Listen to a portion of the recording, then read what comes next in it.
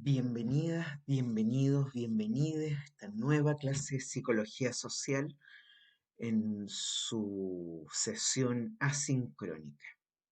En esta sesión nosotros vamos a ya iniciar la unidad 3 de nuestro programa. Y esta unidad 3 parte con, parte con, a partir de los estudios de Foucault, comienza a penetrar en la relación entre poder, sociabilidad, ¿no? Relaciones sociales y subjetivación. Vamos a partir con los estudios de Foucault, los estudios de gubernamentalidad, que se han derivado del trabajo de Foucault, influidos por el trabajo de Foucault, y también el feminismo y posfeminismo. En cuanto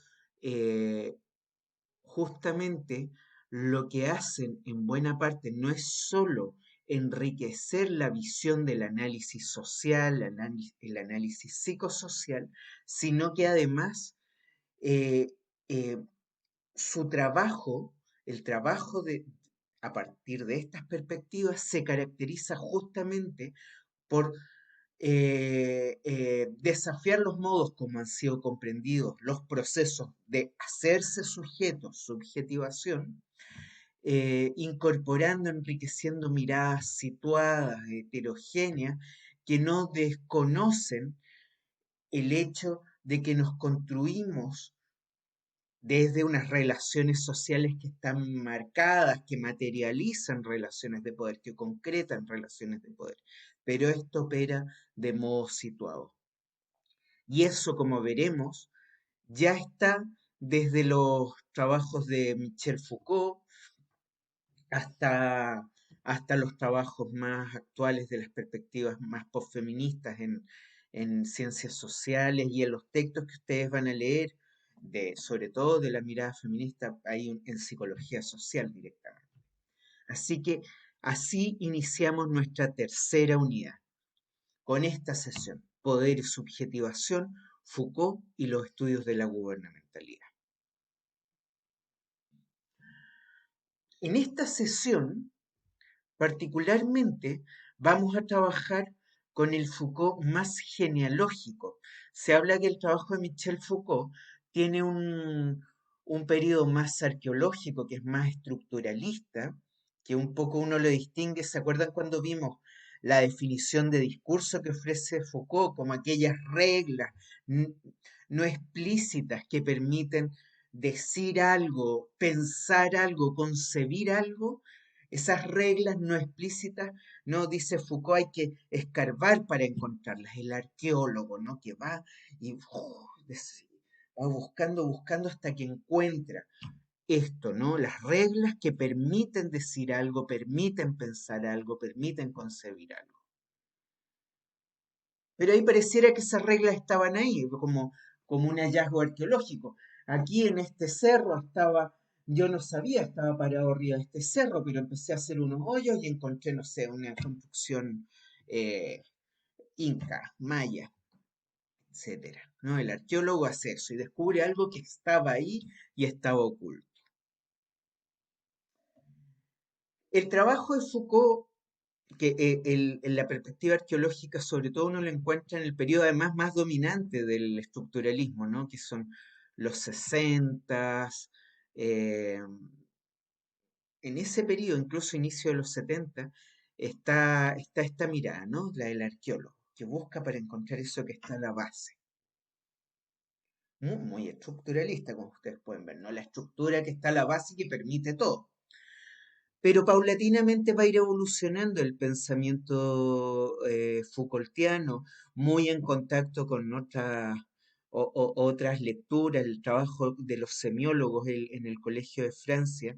Estaba muy importante el trabajo de los semiólogos, los estudiosos de los signos, que como vimos en la semiótica de segunda generación, cuando revisamos todos estos antecedentes, la semiótica de segunda generación ya estaba dando cuenta de esto, ¿no? Que los códigos, la estructura en realidad dependen de las relaciones sociales. Eso desde el estudio del lenguaje mismo. Entonces, en estas relaciones, además, ahí con los otros, con Derrida, con Deleuze y otros pensadores que estaban ahí trabajando en esos tiempos, durante los 70, empieza a elaborar esta perspectiva que va a ser llamada como una perspectiva más genealógica, ¿no? Que es comprender cómo se despliegan las cosas, más en un presente en relación con sus, entendiendo que estas condiciones que favorecen determinadas formas de ordenamiento social y determinadas formas de subjetivación son mucho más heterogéneas. Y esto uno lo encuentra sobre todo en la analítica del poder que hoy vamos a estudiar. Aquí un elemento interesante, el, el- el autor en ciencias sociales más citado en los últimos 20 años en investigación empírica, en revistas indexadas, toda esa cuestión que es como la ciencia eh, más reconocida, es justamente Michel Foucault, para entender el impacto de su trabajo, más allá de sus características personales, que como saben ahora están un poco en discusión. Yo creo que ahí esa cosa de reificar hacia el héroe personal, no sé. Aquí esto es una herramienta nomás, no me interesa aquí santificar a nadie, ni aquí hay elaboraciones, trabajos que se ofrecen como herramientas intelectuales y en ese sentido lo voy a lo vamos a presentar acá, así como todos los otros trabajos, ni Potter, ni Sisto, ni nadie, ni, ni Butler, ni Haraway deben ser pensados ellos como individualmente, como héroes o heroínas. Yo creo que eso no iría tan en contra de este pensamiento que estamos viendo. En fin, aquí estamos hablando de un set de herramientas. Y en ese set de herramientas, la analítica del poder de Foucault creo que puede ser muy interesante para nosotros, nuestra formación psicológica y psicosocial para el análisis de los procesos sociales que tenemos aquí en nuestras narices. En esa, a partir de esa analítica del poder se va a derivar la cuestión de la relación entre poder y sujeto, que es otro elemento que vamos a trabajar acá. Esta sesión asincrónica va a tener dos cápsulas o dos momentos. Entonces, el primero va a ser Foucault y vamos a terminar con la cuestión del poder y el sujeto. Y la segunda cápsula vamos a entrar en los estudios de gubernamentalidad. Así que partamos con el señor Foucault. Estas diapositivas ya las vimos en algún momento, pero las quiero reiterar y las voy a reiterar. Este texto, Historia de la Sexualidad, si no me equivoco, está como texto obligatorio. Yo se los recomiendo que ya partan leyéndolo. Es un texto muy potente, sobre todo este capítulo que ustedes tienen recomendado, que es del método, ¿no? Que es justamente cómo pensarse el análisis social. Ahí, eh, en Historia de la Sexualidad, en este volumen 1, él ya apuesta por esta mirada no estructuralista, no arqueológica, ¿no? Por poder no quiero decir el poder como conjunto de instituciones y aparatos que garantizan la sujeción. Como decía, no es el Estado, no es Piñera, no es Luxich, o no sé qué. Es ellos también, sin duda, es ellos. Pero es mucho más que eso, son relaciones que están ahí y que constituyen ciertas posiciones como aquellas que nos van a decir cómo debemos ser o hacer las cosas, no en la Giles, que también ahora es otra institución, hay otra posición, ¿no? Por poder no quiero decir el poder como conjunto de instituciones y aparatos que garantizan la sujeción de los ciudadanos en un estado determinado. Tampoco indica un modo de sujeción que por oposición a la violencia tendría la forma de la regla. Finalmente, no entiendo por poder un sistema general de dominación, ejercida por un elemento o un grupo sobre otro, y cuyos efectos, merced a sucesivas derivaciones, atravesarían el cuerpo entero. El análisis en términos de poder no debe postular como datos iniciales la soberanía del Estado, la forma de la ley o la unidad global de una dominación. Estas son formas terminales. Finalmente, cómo se, cómo se materializa finalmente. Pero no es centrar nuestro análisis en esas formas terminales, nos hace centrarnos en lo superficial, no en aquello que sostiene estas relaciones de poder. Y eso es lo que nos interesa a nosotros, analistas sociales. Por poder hay que comprender primero la multiplicidad de relaciones de fuerza, multiplicidad de relaciones de fuerza, inmanentes y propias del dominio en que se ejercen y que son constitutivas de su organización. Imagínense, multiplicidad de relaciones de fuerza que las tenemos aquí que nos están interpelando y que están constituyendo los modos de actuación que tenemos disponibles. Y son constitutivas del mismo dominio sobre el cual ejercen, las constituyen a la vez, ¿no es cierto? El juego por medio de luchas y enfrentamientos incesantes que las transforma, las refuerza, las invierte. O sea, multiplicidad de relaciones de fuerza. Hoy, yo, como hombre, ¿no? Como género masculino, estoy constituido por toda mi historia, por las interpelaciones que desde mi familia, ¿no? Que me constituyen, me regalan un autito, no sé qué, y me visten de un cierto modo, etcétera. Pero también estoy trazado, y aquí yo voy a reforzar esta idea, ¿no? El sujeto trazado. Estoy trazado también por otras relaciones que son muy, mm, mm, mm, mm, mm, so- que son incluso cotidianas. Esas relaciones también me constituyen. Entre esas trazas tengo mis relaciones escolares, pero tengo también cómo se resolvían las cosas cotidianamente, que mi papá muchas veces era quien nos, que era prácticamente todas las veces, era quien nos hacía el desayuno y nos daba, él nos hacía el almuerzo, quien lavaba los platos, hacía muchas labores de cuidado. Y eso hizo que yo muy tempranamente, probablemente interpelado también en esas relaciones heterogéneas, también como todos tenían que contribuir ahí a cocinar y todo muy tempranamente. Entonces ya no era la relación en que está el macho tirado ahí, ¿no? Como esas publicidades que vimos en otra clase, ¿no? Cuando hablamos de la interpelación discursiva, el hombre tirado ahí con su corbata y la mujer ahí inclinada.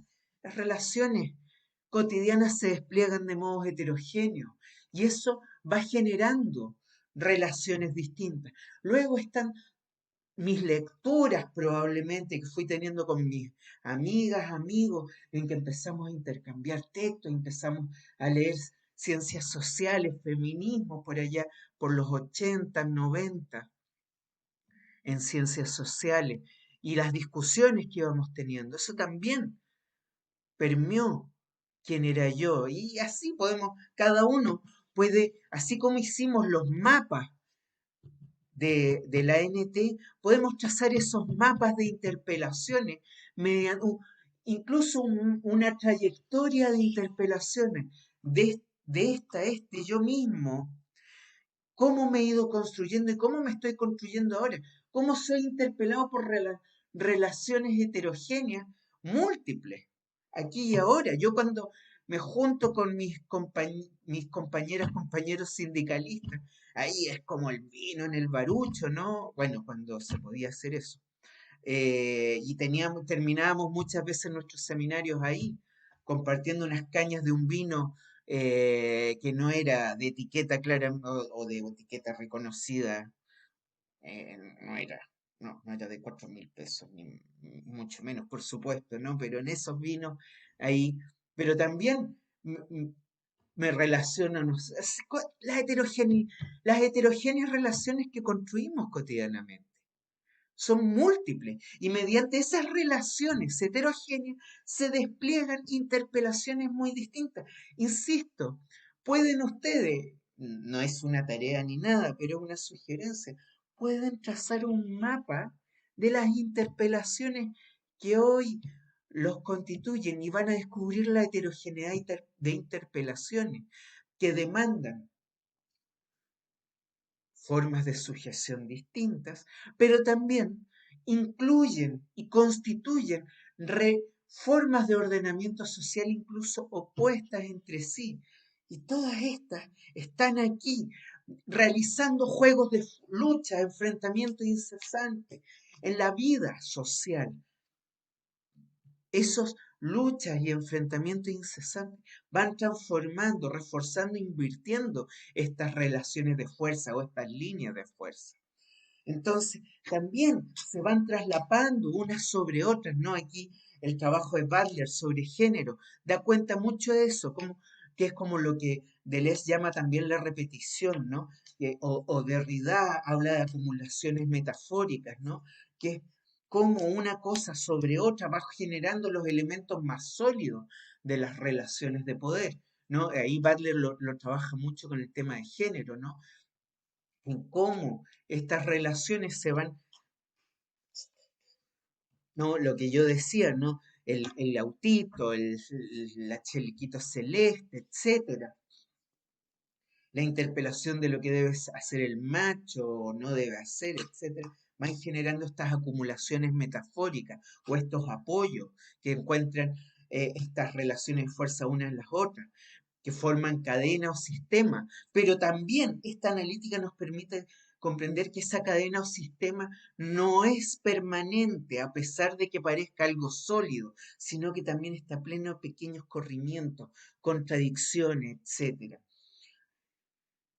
Las estrategias, por último, que las tornan efectivas, ¿no? Y que generan, ¿no? Y cuyo dibujo general o cristalización institucional toma forma en los aparatos estatales, en la formulación de la ley, en las hegemonías sociales. El patriarcado como un orden social, que como dice Foucault, vale la pena ser nominalista. El patriarcado como un ordenamiento social, que es sostenido por una serie de relaciones, por incluso un currículum escolar, por relaciones familiares, por prácticas de crianza, por, por prácticas culturales, la publicidad, una industria incluso que las sostiene, ¿no? El patriarcado, por fuerzas del Estado, fuerzas policiales, modos de comprender la violencia del Estado, entre otras cosas.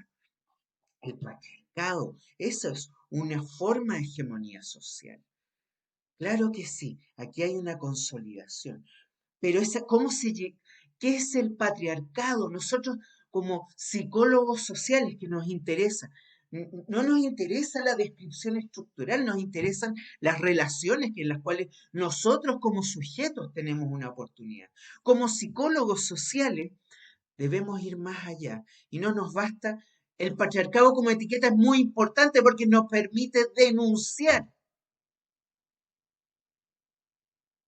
Pero como psicólogos sociales que queremos transformar, tenemos que ir más allá de la etiqueta que nos permite denunciar. Y tenemos que ir a los procesos que sostienen esto. Y esos procesos tienen la forma del poder institucional, pero también tienen formas muy microsociales. Aquí una pregunta que alguien me hacía por correo electrónico, me decía estas miradas, ¿no? Lo hacía en referencia a la ANT, pero aquí también lo aplico acá. Estas miradas, de cierto modo, van disolviendo no van disolviendo, van conectando quizás las relaciones entre lo macrosocial y lo microsocial. Ya no como una oposición, no como una dicotomía, ¿no? Las lecturas macro versus las lecturas micro. Lo macro depende de lo micro. Y además lo micro, ¿no? Está influido por lo macro que se constituye, consolida y toma su fuerza desde estas relaciones micro, ¿no? Estas analíticas establecen relaciones. Omnipresencia del poder, volviendo a Foucault. Fíjense, todas estas citas son de dos páginas de la historia de la sexualidad. Omnipresencia del poder, no porque tenga el privilegio de reagruparlo todo bajo su invencible unidad. Este es el punto, ¿no? olvídense de la invencible unidad, sino porque se está produciendo a cada instante, en todos los puntos, en todas las relaciones, de un punto con otro, en cada relación de un punto con otro. El poder está en todas partes. No es que lo englobe todo, no, como está todo determinado por una relación de poder, por una hegemonía social. El poder en lo que tiene de permanente, de repetitivo, de inerte, de autorreproductor, no es más que un efecto de conjunto de una serie de eh, relaciones en las que está, ¿no? La fuerza institucional, ¿no? Incluso con su violencia, pero que se constituye y emergen heterogéneas relaciones, efecto de conjunto que se dibuja a partir de todas esas movilidades, el encadenamiento que se apoya en cada una de ellas y trata de fijarlas. Hay que ser nominalistas, lo que decía, ¿no? El patriarcado, sin duda, pero el poder no es una institución y no es una estructura. Y no es cierta potencia la que algunos estarían dotados. Es un nombre, el patriarcado, por ejemplo, que se presta a una situación estratégica compleja en una sociedad dada. Una situación estratégica que está sostenida de modos heterogéneos. Pero tenemos que hacernos esa pregunta, ¿cómo es que está sostenida si queremos transformarla? Si no, nos vamos a quedar aquí con un muro todo negro, todo blanco, todo verde, todo así, sin entender cómo está constituido ese muro. Las, las vigas, los metales que constituyen lo que le da solidez a esto, que hace que nos demos contra ese muro, demos nuestra cabeza contra ese muro y quedemos todos machucados. Tenemos que ir a entender esas relaciones. Entonces, fíjense, sí, esto es algo que yo lo escribí haciendo esta clase, estas preguntas. Pero estas preguntas están todas derivadas de las citas que vimos antes, estas tres citas.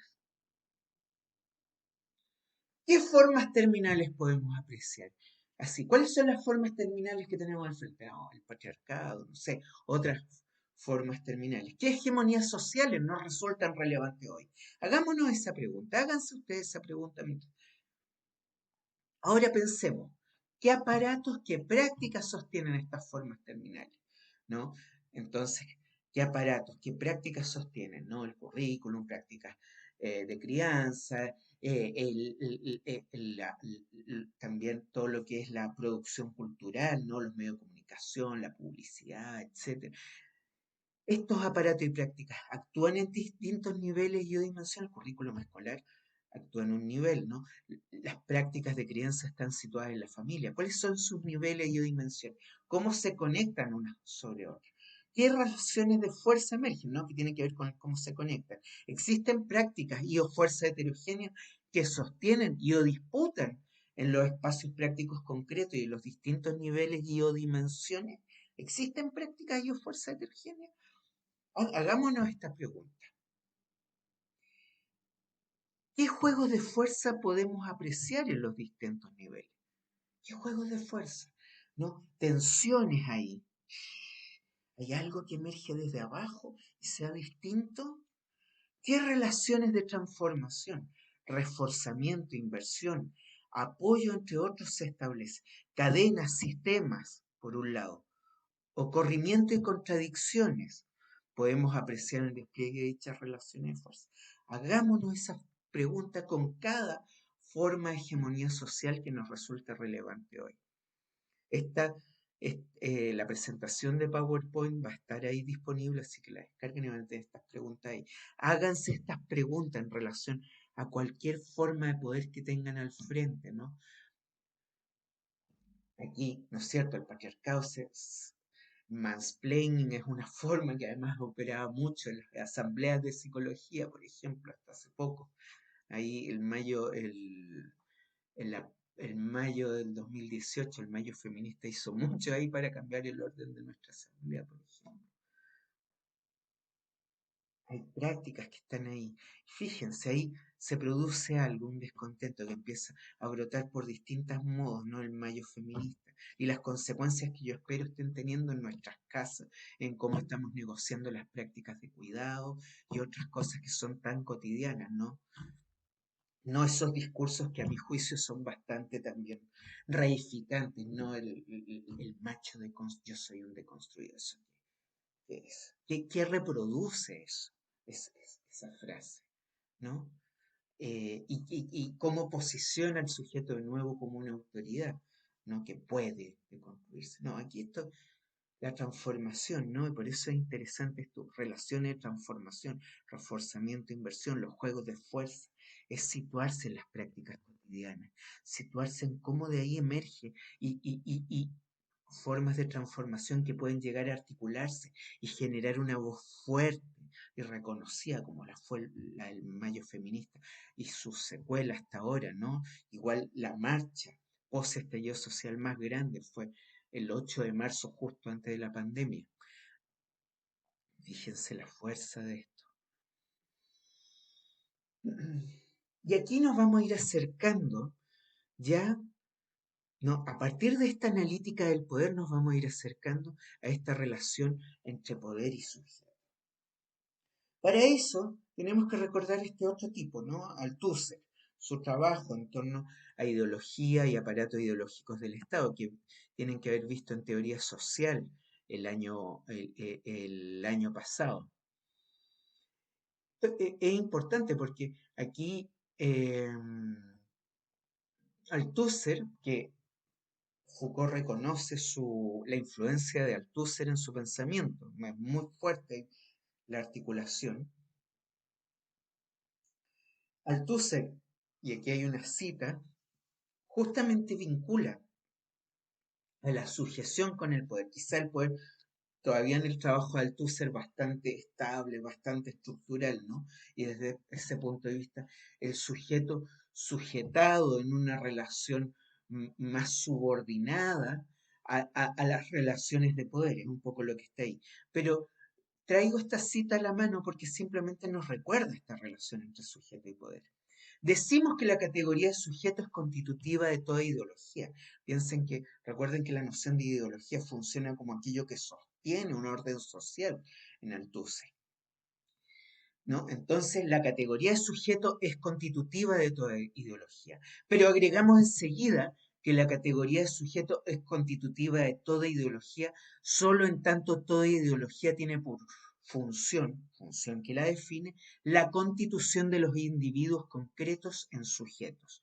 La idea, la ideología no es nada más que su funcionamiento en las formas materiales de la existencia en ese funcionamiento. Fíjense bien, ¿no? La categoría de sujeto es constitutiva de toda ideología solo en tanto toda ideología tiene por función la constitución de individuos concretos. O sea, el orden social se sostiene desde la ideología en cuanto la ideología constituye sujetos, que son los actores sociales que construyen el orden social. Entonces, toda ideología tiene por función constituir individuos concretos en tanto que sujetos que actúan, ¿no? Sujetos de la acción, ¿no? Sujetos predicados, ¿no?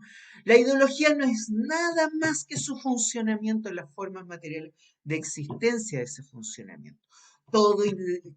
Y es esto, ¿no? Toda ideología interpela a los individuos concretos como sujetos concretos. La ideología funciona en tanto y sostiene el orden social en tanto interpela individuos concretos como sujetos concretos. Sugerimos entonces que la ideología actúa o funciona de tal modo que recluta sujetos al constituirlos entre los individuos. Los recluta a todos o transforma a los individuos en sujetos. Los transforma a todos, a todas, todes, ¿no?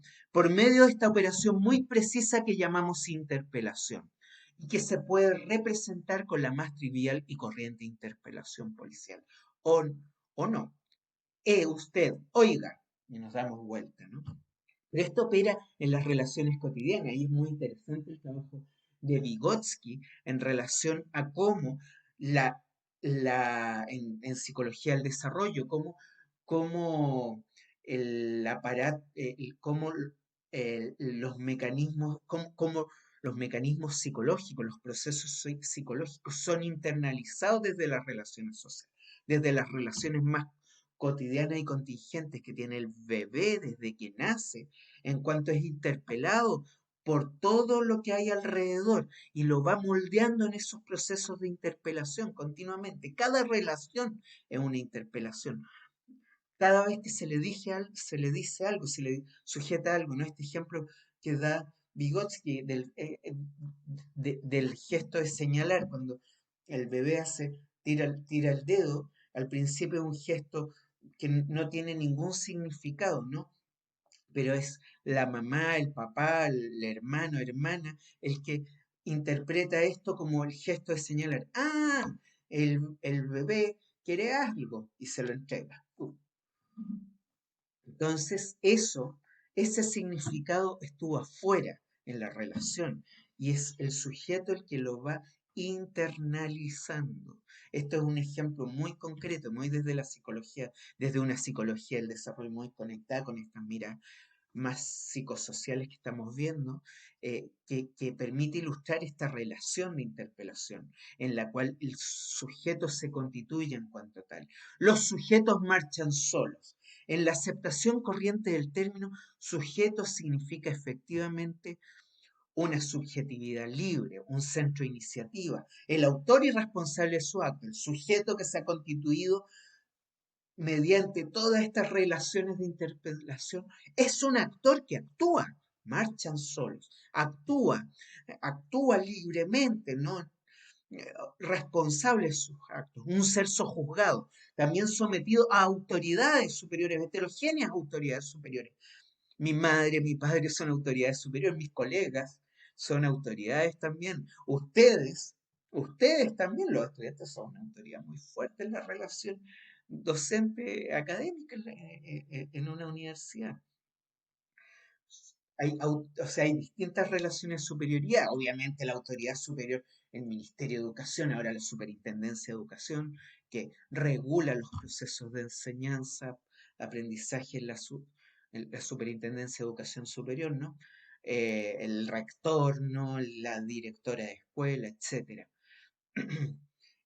El director de doctorado, a veces soy yo. También soy autoridad de mí mismo. Eh, por lo tanto, o sea, a la vez que es libre en cuanto a actor, es despojado de toda la autoridad en una relación, ¿no? Que se opera conjuntamente, ¿no? En tanto debe aceptar libremente su sumisión. Esta última connotación nos da el sentido de esta ambigüedad que no refleja sino el mismo efecto que la produce. El individuo es interpelado, constituido como un sujeto libre, actor responsable, actuante en sus propias relaciones como un actor libre para que se someta libremente a las órdenes del sujeto, en cuanto a la imagen del sujeto que es embestida en estas relaciones de interpelación. Por lo tanto, para que acepte libremente su sujeción. Por lo tanto, para que cumpla solo los gestos y actos de su sujeción. No hay sujeto sino por y para su sujeción. Por eso marchan solos. Pero aquí traigo a Judith Butler, una autora que luego vamos a trabajar, con la cual luego vamos a trabajar, que refiere justamente a esta idea, ¿no? De la relación entre poder y sujeción. Esto es interesante porque el trabajo de Butler es muy derivado del trabajo de Althusser y de Foucault, y lo reconoce. Hay un libro precioso que se llama Los mecanismos psíquicos del poder, que lo pueden descargar de internet, está en muchos lugares, está el libro completamente digitalizado, lo pueden comprar también, no es caro, pensando que un libro de Butler normalmente se encuentra, yo al menos lo compré en librería acá, a menos de 10.000 pesos, un libro que vale la pena, que le interese, ¿no? Los trabajos de Butler valen la pena mucho, mucho, en general. Así que les recomiendo en la medida que puedan y todo eso. La forma que asume el poder está inexorablemente marcada por la figura del darse la vuelta, ¿no? En esta interpelación, la forma del darse la vuelta, una vuelta sobre uno mismo o incluso sobre una misma. La vuelta parece funcionar como inauguración topológica del sujeto. Tiene que ver, ¿no? El sujeto construido en cuanto interpelado por la ideología, que se hace en cada relación, ¿no? ¿No? Interpelado por las relaciones de poder, que están en cada relación, ¿no? Una vuelta sobre uno mismo, incluso sobre la forma que asume el poder, está marcada, está inexorablemente marcada por la figura del darse la vuelta. Sobre uno mismo, el sujeto, ¿no? La misma relación entre ideología y sujeto, ¿no? La ideología vive en cuanto interpela sujetos, el poder vive en cuanto interpela sujetos en cuanto sujetos, ¿no? Los interpela constituyéndolos, ¿no? La figura del darse la vuelta sobre uno mismo o incluso contra uno mismo. La vuelta parece funcionar como una inauguración topológica del sujeto, como momento fundacional cuyo estatuto ontológico será siempre incierto. Es ahí, en esa interpelación, en que se inaugura el sujeto, ¿no? Y como lugar, como espacio, momento fundacional cuyo estatuto ontológico, ¿no? La primacía ontológica siempre será incierta en cuanto depende de las relaciones. En este contexto, tenemos que preguntarnos, ¿no? ¿Cuáles son las relaciones de poder? ¿Cuál es el tipo de vínculo que hoy nos constituye? Y esto es una cita de Foucault en un texto muy cortito que se llama Sujeto y Poder. Es probable que hoy en día el objetivo más importante, hoy en día en el contexto de las sociedades democráticas liberales, no sea descubrir qué somos, sino rehusarnos a lo que somos.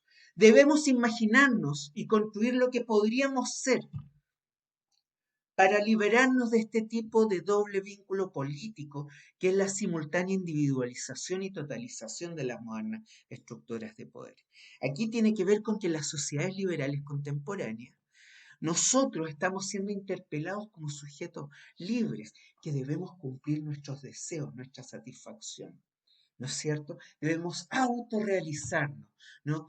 Y siguiendo nuestro deseo, justamente lo que hacemos es reproducir relaciones de poder y de opresión. Debemos imaginarnos y construir lo que podríamos ser, discutir lo que somos, oponernos probablemente a, a lo que somos o a ciertas partes, de algunas de estas relaciones de interpelación que nos constituyen en la aquí y en la ahora. Por ello, como ahí dice, el objetivo más importante no sea descubrir qué somos. O sea, primero hay que descubrir qué somos, pero luego debemos, por eso el objetivo más importante todavía, es rehusarnos a lo que somos en esta relación crítica con aquello que nos constituye. Debemos imaginarnos y construir lo que podríamos ser para librarnos de este tipo de doble vínculo político, que es la simultánea individualización y totalización de las modernas estructuras de poder. Porque dice totalización, porque totaliza nuestra libertad, nuestro deseo. Yo quiero ser yo mismo, no autorrealizarme todo, y entonces, ¿qué hago? La conclusión podría ser que el problema político, ético, social y filosófico en nuestros días no es tratar de liberar al individuo del Estado y de las instituciones del Estado, sino de liberarnos de ambas, del Estado y del tipo de individualización que de estos estados neoliberales, tipo, tipo de individualización que está ligada, ¿no?, a este. Debemos promover formas de subjetividad a través del rechazo de este tipo de individualidad que no ha sido individual, no ha sido impuesta durante siglos. Hacer lo que te gusta es libertad. Que te guste lo que haces es felicidad. Quizás de lo que se trata es justamente rehusarnos a ello. Y aquí paro con esta parte